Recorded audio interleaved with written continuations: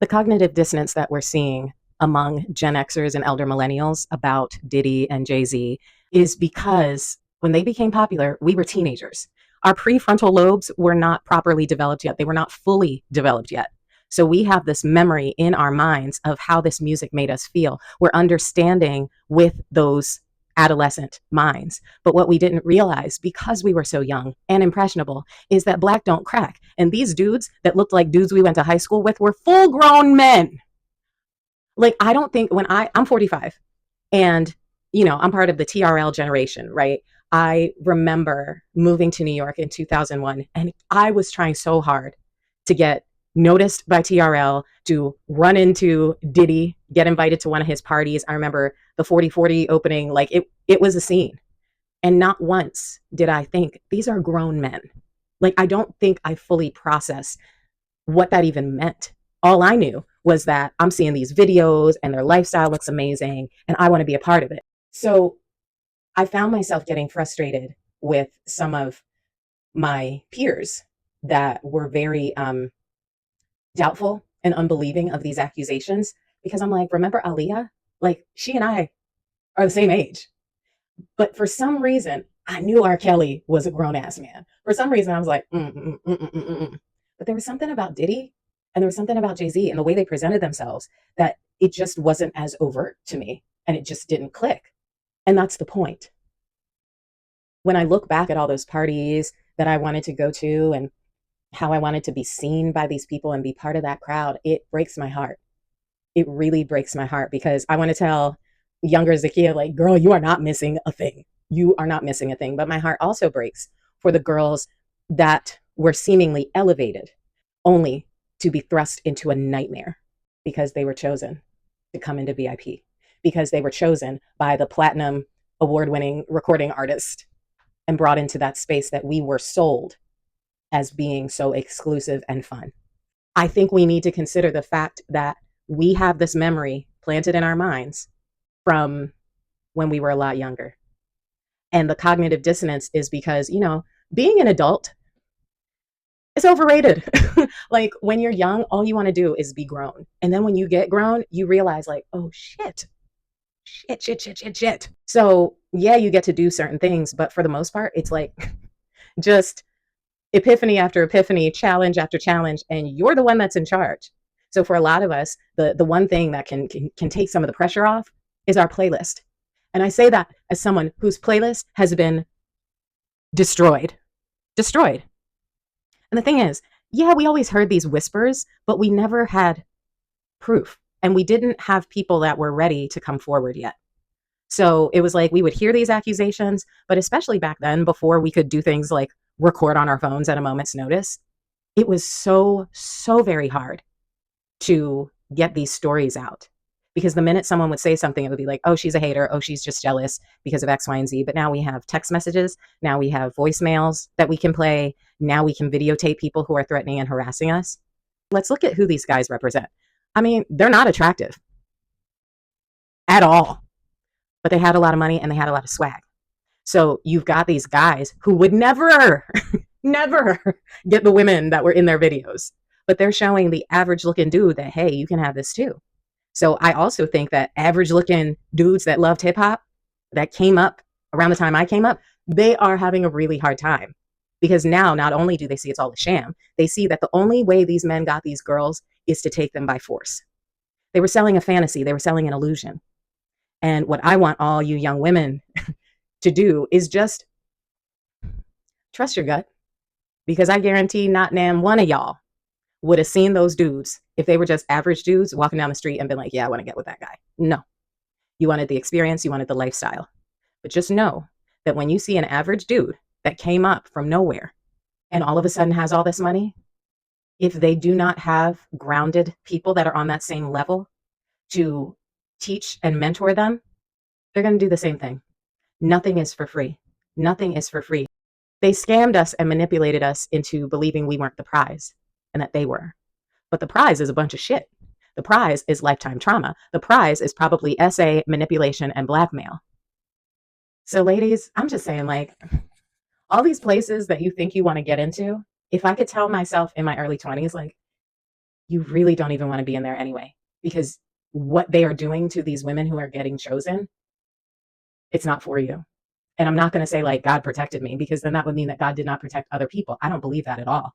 I'm saying that the very things that I used to hate about myself, being 5'10", being slim thick, being dark skinned with short 4C hair, probably saved me from these experiences.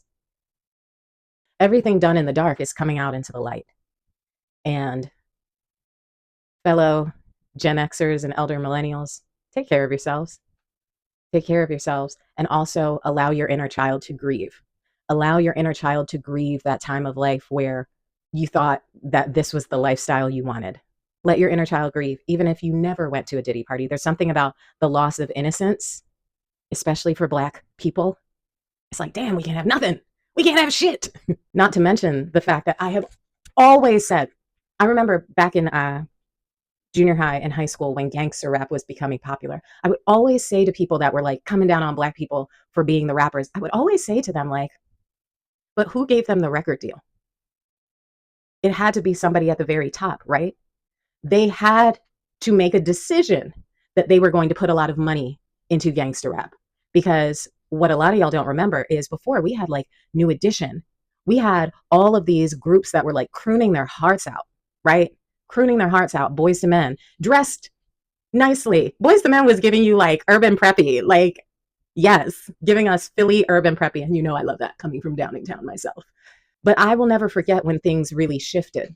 And I used to joke, like, you know, men used to like ask for consent to kiss us goodnight before I let you go away. Can I get a kiss goodnight?